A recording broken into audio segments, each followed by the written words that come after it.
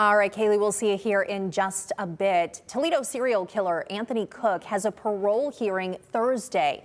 He's spent more than 40 years in prison, and it's possible he could get out. Lead investigator Brian Duggar is here to talk about his confessions to multiple murders and how you can watch them. So we've been talking about this for a while now because of this parole hearing coming up on Thursday. Just bring people back. 40 years is a long time. We had serial killers in Toledo. We did have serial killers. We had a couple of serial killers, but the most notorious were Anthony Cook and his brother Nathaniel Cook. And so what happened is that there was a plea deal reached back in like 1999, 2000, that if the brothers would confess to all these murders that they believed they knew they were a part of, then Nathaniel Cook could go to prison for 20 years and get out, and Anthony Cook would likely never get out of prison. So when you talk about the confession tapes, this has never been aired before. I mean, this afternoon, we released portions of these confessions. So in 2000, they had to confess to all the murders they were involved in, and they did that. And so that's what we released this afternoon. So this is 9 murders that Anthony Cook confessed to. He's been in prison. And tell us about the type of victims we're talking about here in the 70s and 80s. Yeah, I mean, mostly we were talking about couples. They would often go up to couples who were in parked cars. There were some single female. Anthony Cook raped multiple women, even women that he didn't eventually kill, but he would always rape them, and in some cases he killed multiple couples, but he also killed single women and also a young girl who was 12 years old. So Anthony has this sentence where he is up for parole now through life, so he could possibly spend life.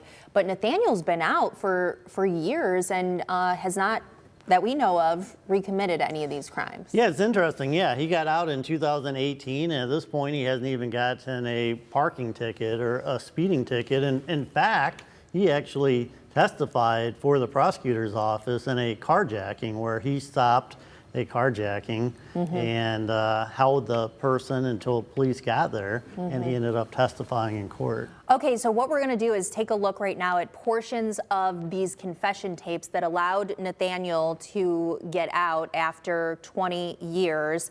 And this particular part is about Dawn Backus. She was 12 years old when she was killed by the Cook brothers. I just know she just kept walking straight down Bancroft. Then she turned to the right, and it was a long street. Side street? Right. Okay. And when she turned the side street, I took the next street and speeded up and parked, and then... So you're in a street parallel with her, Parallel, speeding up past her? Right. Okay. To the corner. All right. Then I parked.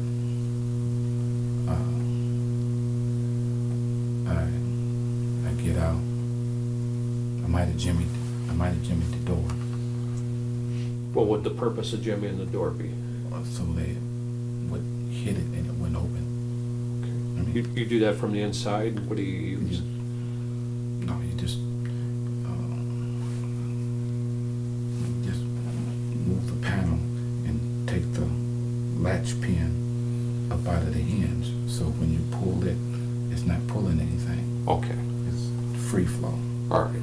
Then the only way you can open it is from the outside. All right. Or roll down the window and reach out and open it.